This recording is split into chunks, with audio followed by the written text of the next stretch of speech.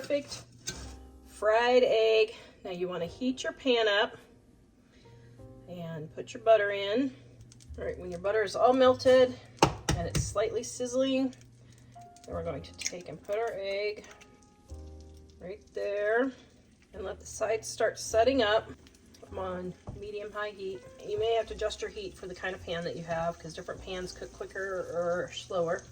This video is brought to you by our Dining on a Dime cookbook.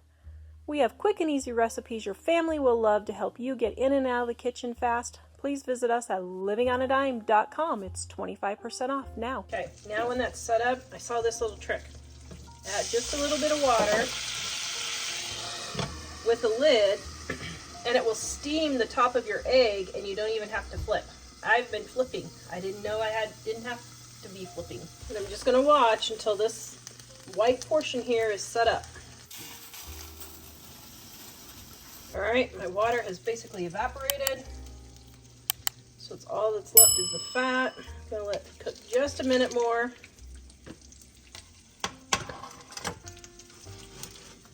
It's not quite set up. I like it just a little bit more. Then what I do is just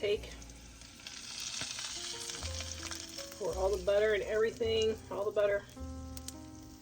So it butters my bread. And there's my perfect fried egg. All right, a little bit of salt and pepper. Then we have our perfect fried egg. Oh, yum.